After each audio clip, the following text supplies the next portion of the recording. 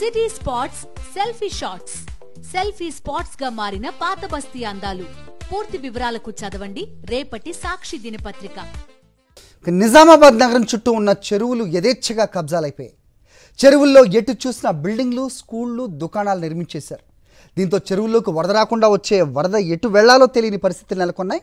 దీంతో నిజామాబాద్ జిల్లాలో కూడా హైడ్రా తరహాలో ప్రొటెక్షన్ ఏజెన్సీ ఏర్పాటు చేయాలని డిమాండ్స్ వినిపిస్తున్నాయి.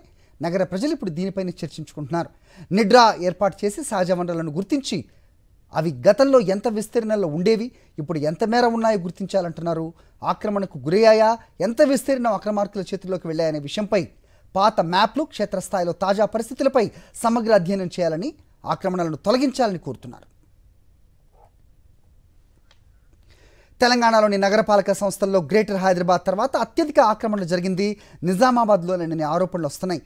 ఇంత భారీ స్థాయిలో ఆక్రమణలు జరిగినప్పటికీ వాటికి అనుమతులు ఇచ్చిన అధికారులను ఎందుకు కాపాడుతున్నారు, ఎవరు కాపాడుతున్నారనేది ప్రస్తుతం చర్చనీయాంశం.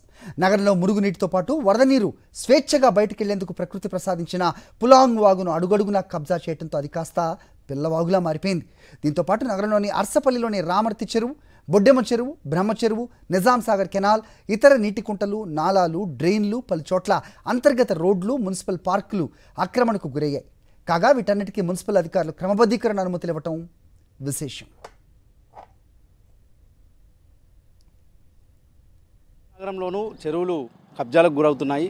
పెద్ద ఎత్తున ఎగువ ప్రాంతాల్లో ఉన్న చెరువుల చుట్టుపక్కల ప్రాంతాలన్నీ, శిఖంభూములన్నీ కూడా ఆక్రమణకు గురవుతున్న పరిస్థితి కనిపిస్తుంది. మనం చూస్తున్నాం ఇక్కడ నిజామాబాద్ ఎగువ ప్రాంతంలో ఉన్న అర్సపల్లి రామర్తి చెరువు ఇది.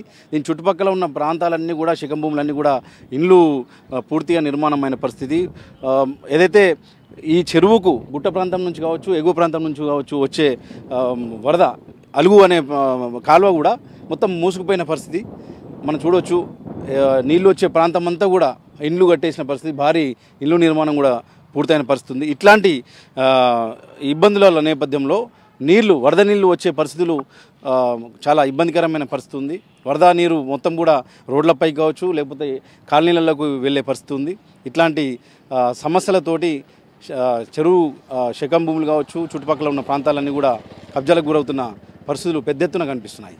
నిజామాబాద్ నగరంలోని ఎగువ ప్రాంతంతో పాటు నగరం చుట్టూ ఉండే చెరువులు, నాలాలు, నిజాం సాగర్ కెనాల్ రోడ్లు, గుట్ట ప్రాంతాలు, వాగులు ఇలా అన్నీ కబ్జాకు గురయ్యాయి. అర్సపల్లి చెరువుకు గుట్ట ప్రాంతం ఎగువ నుంచి వరద వచ్చే అలుగు కాలువ కూడా కనిపించకుండా పోయింది. చెరువు చుట్టూ పెద్ద పెద్ద భవనాలు నిర్మించారు. ఇలాంటి చెరువులను కాపాడుకునేందుకు గ్రామాభివృద్ధి కమిటీలు రైతులు నడుం బిగించారు. హైడ్రా చర్యలతో ముందుకు కదిలారు. చెరువు వద్ద ఆందోళన చేపట్టారు.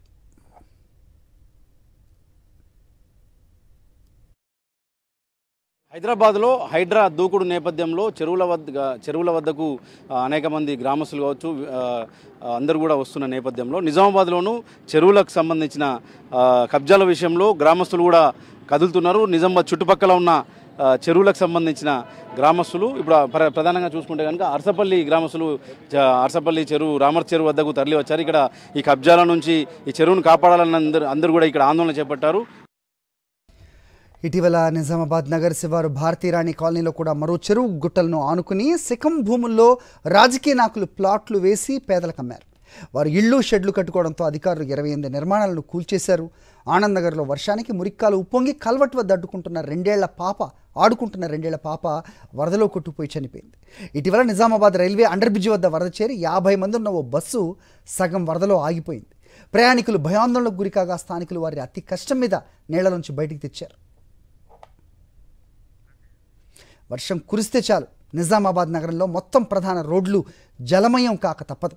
వర్షం పడితే చాలు బయటికి వెళ్లాలంటే భయపడే పరిస్థితులు నెలకొన్నాయి. వరద వెళ్లేందుకు దారి లేకపోవడం వల్లే ఈ పరిస్థితి కారణమనే విమర్శలు వినిపిస్తున్నాయి. ఆక్రమణలకు రాజకీయ నాయకులు సహకరించటం, ముడుపులు తీసుకుని అధికారులే అనుమతులు ఇవ్వటం, ఇలా ఎన్నో ఆరోపణలు వినిపిస్తున్నాయి. నిజామాబాద్ నగరపాలక సంస్థలో కింది స్థాయి టౌన్ ప్లానింగ్, రెవెన్యూ సిబ్బంది విచ్చలవిడిగా పెట్టిరిగిపోయి మాఫియాలా మారారనే విమర్శలు వినిపిస్తున్నాయి. ప్రభుత్వం హైడ్రా మాదిరిగా నిజామాబాద్లో నిడ్రా ఏర్పాటు చేసి రంగంలోకి దిగితే అన్ని అక్రమాలు వెలుగు చూస్తాయని సామాన్యులు అంటున్నారు. పల్లి గ్రామానికి చెందిన రైతులంతా కూడా గ్రామాభివృద్ధి కమిటీ సభ్యులు కూడా ముక్త ఖండంతో డిమాండ్ చేస్తున్నారు. ఈ ఏవైతే నిజామాబాద్ నగరంలోని ఎగువ ప్రాంతాల్లో ఉన్న చెరువులన్నింటినీ కూడా ఖచ్చితంగా కాపాడాలి. హైడ్రా లాంటి సిస్టమ్ను నిజామాబాద్ కూడా విస్తరించాలి. ఖచ్చితంగా ఈ కబ్జాలన్నింటినీ కూడా తొలగించి చర్యలు తీసుకోవాలని చెప్తున్నారు. దీంతో ఏదైతే మున్సిపల్ అధికారులు కూడా చేతివాటంతో అలాగే లంచాలు తీసుకొని ఇట్లాంటి కబ్జాకోర్లకు సహకరిస్తున్నారని చెప్పి కూడా పెద్ద ఎత్తున విమర్శలు వ్యక్తమవుతున్న నేపథ్యంలో ఖచ్చితంగా కఠిన చర్యలు తీసుకొని ఇట్లాంటి చెరువులను కాపాడాలని కూడా డిమాండ్లు వ్యక్తమవుతున్న పరిస్థితులు నిజామాబాద్లో కనిపిస్తున్నాయి. కెమెరామెన్ సాయి కిరణ్తో విఘ్నేశ్వర్, సాక్షి న్యూస్, నిజామాబాద్.